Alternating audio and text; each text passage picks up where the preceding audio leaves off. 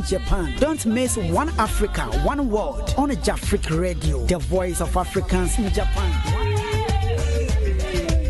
Africa One Word series. Today promises to be a very, very exciting edition. Hassan Karim, a man who is from Ghana, and one of the strongest part of Ghana, Nima, a strong man. So today is my guest. Before we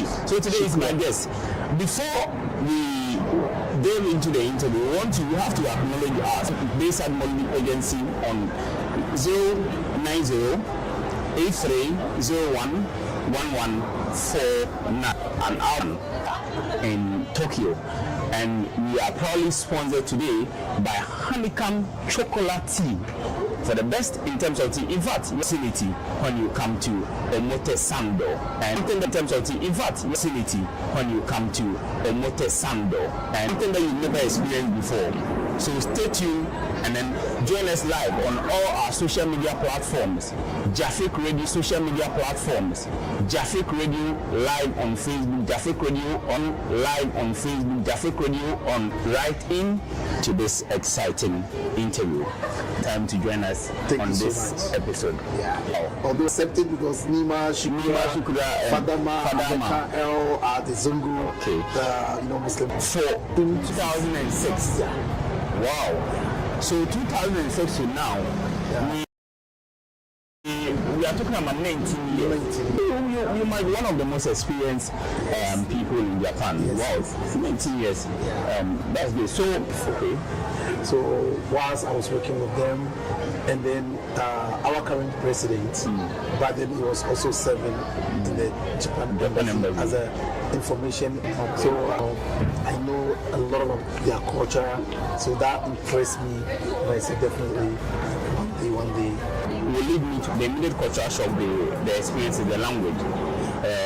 Did you have to take some Japanese language lessons in Japan, or you already understood the language before you came here? Thank you so much. I didn't only work in the embassy that impressed me.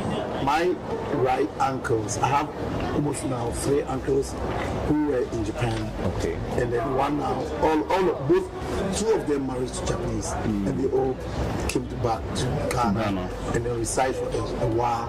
So that means that was the if I may use the Bugashiwan. Yeah. Like the broken Japanese.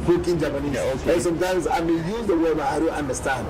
But whilst working with the embassy English. Okay. So they will not allow you even to speak the Japanese with them. You see how it works. So when we have visitors who are from Japan come to Ghana, because they want to understand English language. So they don't want to speak Japanese with you at all. Yes. But it's really difficult. Something is happening now in Japan, in Ghana now. All the television drama that they show, Mexicans, other languages, even Korean. Now we have Japanese Ghanaians who speak Korean, but they haven't traveled to Korea before. So that makes me give me the impression that let me learn this language. And if you understand Hausa, and the viewers who are watching us now, they will even tell you some of the languages in Hausa, some looks like similar in Japanese. You see, because in Japanese they have the phrase which is like ta, ba, ta, sa, sawa. Oh, so it's really so that means that your case is a very special case because you already had a very broad, fine idea about Japan before you came here. Yes. One thing that probably is also a point of interest is that you had knowledge about the Japan before coming to Japan and all that. Thank you so much. My right uncle, normally when they come, they have some food that it looks like Hausa, if I may say, wagashi. It's called wagashi. The white from milk. It's from milk. I know wagashi. Yeah. What is the name in Japanese? So you can eat tofu with soup. You can eat tofu with okra soup. So here, that's what they normally it's a popular food and it's really rich food. You see, so I mainly like sushi. Sushi, when I was in Ghana, sometimes my uncle wife easier for because I already know that this is sushi and this is how they like they eat it. So let's move from the experience in Ghana with the Japanese culture to when you really came to Japan. Yes. What was your port of entry? Japan. Narita. Narita. Yeah. Okay, so yes, you work with Japanese people, your uncle and everybody. The very day you landed in the airport in Narita, and then you saw Narita and the entire atmosphere and how the place was looking and everything. What was your first impression about the country? Actually, my first impression, Narita looks so like you know, see buildings, that tall buildings there, and it looks like, mostly, I would say, if now that I'll be in Tokyo for long, I'll shock or something. What made me get shocked more is when I came to Tokyo, and that night we slept in a hotel. In that hotel, I feel like I couldn't sleep with the next day because I wasn't. And I don't understand one thing. The rooms were very small, and I was like, and one thing that shocked me too, after we came to Tokyo that night, I'm looking for something to read. I've never seen anything like the way Japanese. So that started giving me like, oh my God, is it how is it going to be? In the language even I don't understand. I only, but I started seeing that no, it's going to be difficult. Yeah. So that makes me to feel like, well, because from the airport I was literally, by then I love reading. So it's what I want something to came and I said no, this is not is it going to work? It take me like almost getting to 1 week. I didn't see anything written by like in English. Yeah. Okay. So last week we spoke to the chairman of the Ghana Restaurant. Came here in the 90s. Yeah. There were no smartphones, there were no translators, there was nothing to help you. Like you see on the wall there's kanji or hiragana or katakana written there, and you can't have a smartphone to translate. Did you meet a same condition when you came? At least you could use there was translation or some sort to help you read, or you didn't have any opportunity, nothing at all? Nothing. I tell you, this time, one thing that I really make me, I had it very easier. I got a friend who she works in a like convenience store where my first convenience store I entered. I have money I cannot buy because I hold the money. I don't know what I want to drink. I want water, and then pick the water and I open it and said drinking it.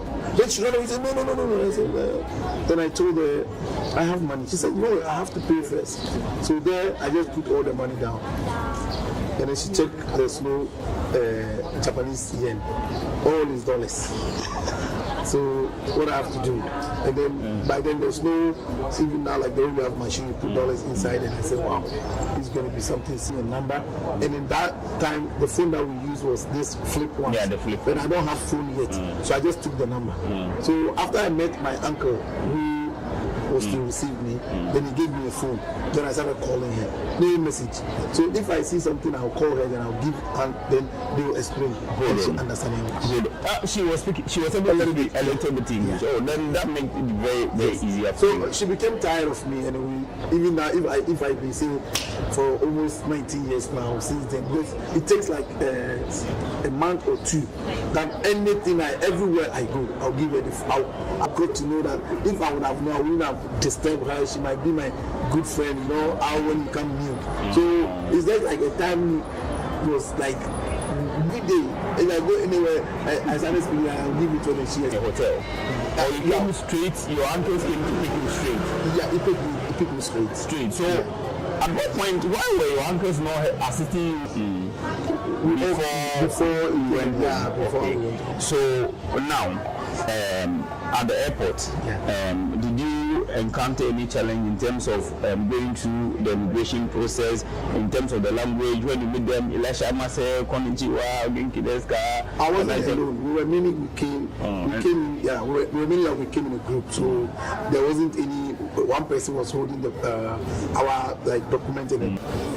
separated. Yeah. So now you've come to, you are there, and so what was your first major cultural shock? We know that you have said that you already had Japanese experience in Ghana, but your first major cultural shock, like something that you saw and said, wow, this thing I never expected I was going to see it in Japan. Yes. Thank you so much. As I told you, first that shocked me was the language. That I thought definitely we are in the world, right? I might see English that is written somewhere. Then I started getting shocked, like, so I will not see anything that I can read. If how am I going to do that? I love reading. That is one. And the second, honestly, I work with Japanese embassy, but we don't have. Also was part of my culture show. So it makes me like I try like I could remember there was a supermarket. The moment you come close to it, then you make a sound, then they go automatically open. So then I begin like this thing is really good. Then I'll go and stand close to it. Then you open again. Then I'll go and stand there and say, oh, this is so interesting. Yeah. And then also another thing, because when I came first, really, the Ghanaian community here, we had a Sunday, brother, amazing. It was an amazing experience. Amazing experience, and it also shocked me because see, in the train, I'm like watching out, and we reached there, I didn't even want to get down. And you see people in the train, everyone is quiet. You see. And then, there's another thing that shocked me too, which, if I may say, like, when you meet somebody, Japanese, they will see you, looking at you, they are smiling. You thought the person likes you, when you talk to the person, when the person run away. You see, so that one, it keep on coming, So it's really so you meet a Japanese, probably a lady or a guy. He looks at you and he's smiling, and you say, oh, this person. And the moment you make the attempt to talk to the person, then the person fast, then the person like scared. When we came, those times really tough to get somebody to talk to because all of them is like they are so nice. Actually, they are so nice. But when you want to talk to them, you run away because they are scared of having problems. You see, so that also was something like, is it going to be like this? I was watching a Ghanaian professor who is a lecturer in France, and then he stayed here for a long time, and then he. I think that he solved a problem that most of us Africans have in Japan. He said that people think that Japanese people are racist, but in actual fact they are not racist. They don't know how to serve or attend to foreigners, and they are sort of making mistakes in serving you. So instead of that, they want to avoid making a problem that will hurt you. I'll give you this tip because as I was telling you earlier on, they thought, as you said, whatever they say, they haven't traveled before, so they will say it, and not the young ones. Mostly people who thought Japanese are racist, they always go in with the old people because they have never traveled before. They can ask me, it happened to me, like this is my work I'm doing, it happened to me a lot. And then if I may say, think it vice versa, I'll getting angry with them all the time. But they might ask you, why are you black? It's because they haven't seen black before. Even I'll tell you, some of the Japanese here are here, some of them are in Japan here, they have never traveled to Tokyo to see a lot of people walking on the street, like so many people. Most of them are like that, they haven't seen it. So to keep them like, if they come to a city and see people, and they started panicking, and then they started saying anything. Even we black, when we were in Ghana, I might know definitely happened to you. The day you might taking something that you haven't eaten before. We the houses, when you started eating something that is so delicious, then you started saying anything that your speech can never even understand. Then you take a block and chop you so that you shouldn't fall because the food is sweet. Japanese also have the same thing. they can sometimes get excited or get confused, and they started asking or telling you something which you never understand. So like racist issue. How could you see a black person and ask him, why are you black? Do you take shower? Seriously. Well, with that said, what was your funniest experience with the Japanese language? Something that you wanted to do, but you knew that this thing was quite challenging in terms of the language. I couldn't read, and then you ended up doing something that turned out to be a mistake. But it was for today, if you sit back and then remember maybe 18, 19 years ago, you can just laugh at, is it me who actually did this thing 19 years ago? Thank you so much. I remember when I came in the very first day I came, and then I waited the day I got 1 month. You know, I love celebration. When I get 1 month, I say, Kai, I have to celebrate my 1 month. That was October 26th. And I went to, I said, oh, this one I will not invite anybody, I will not tell my friend. You know, it's hard to get chicken in Ghana when we, so I saw this Kentucky. And the way they have Kentucky plenty. KFC. No, we call it Kentucky here. When I saw it, and then I have a small amount, and I bought Kentucky. It's like 12 pieces, and they gave me. And when I took it from them, and I went to the seat where everybody comes in to buy, my brother, you know, I've never had a chicken plenty like that. I eat all the bones, and people are coming there. They can see me, kakra. And you know, they started, and they come and see, they will laugh. And I was thinking they are making, they are happy for me. No, they didn't eat bones here. Why would I leave it? And the bones were so soft. So if I put it, crap. So it's really, and then when I came and realized that, my goodness, these people, they don't eat bones. They don't eat a chicken bone. And I say, oh my God, is that the mistakes I did? And then the second one too, you know, here, it came, those 2006, those time was closer to this, I will not mention the name, but you know, if I use the word racist on Muslims, so they Japanese don't know much about Muslims this time. And it happened like their culture, as they believe, any black they see, they thought they are from America. And I went to wear my Muslim, they had one long jalbab, you know. I wear it, and my friends said, well, we are going somewhere. In fact, I was in that dress.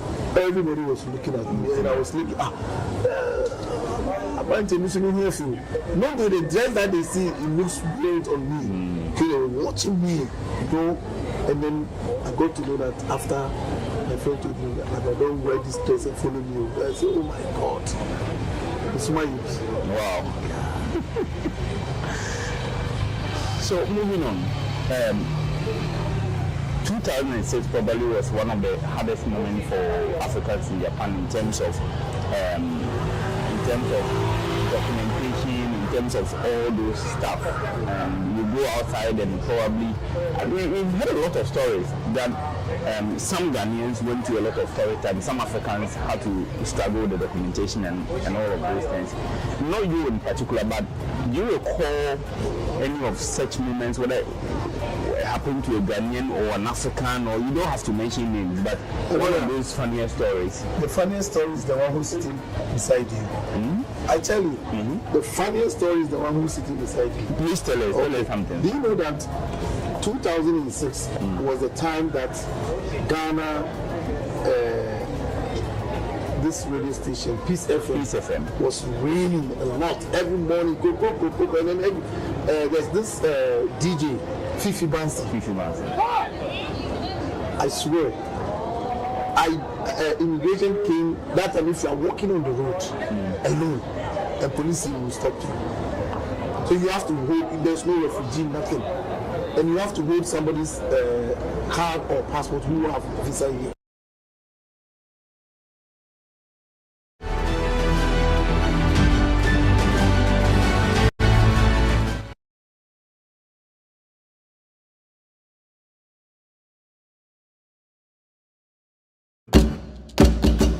Madrina minti asienda. Madrina obi beto. Anase obi gusuto. Enenam kwan so bano. Atreshe ho dada. Come and eat. Omuto special. The whole Japan online. Kwan so bano. Obi to make a Yamia do bibi aboko. Ya, yene aje se o ha ne na ebese ye no di nkomo kakra. Ya, mbajo aduane be na wodi ne ha sa abe. Mutu. No, okay. Papa. Auntie, you know my any hey, Pacho, dear na woka chom. Oh, you know how many Kumasiana say? Omowa so moon my. Once I come to Biambrasi. Nobody be a most special last Sundays of every month. Okay. Yeah, a good part. This is my second time I about. Okay. Neni aje pasa wa ba. Nti se na oka no. Ya medu ha no. Moma ye na nyentie na ye mra na koso ankasa DJ boy ye Ghana nyom na omumfili ye papa ba ko nso wa ha o wie ni de ano no Papa Pacho, good afternoon. Fine. Pacho bi aboko Pacho also okay na Papa Pacho who is saying oh, it's good. It's good, but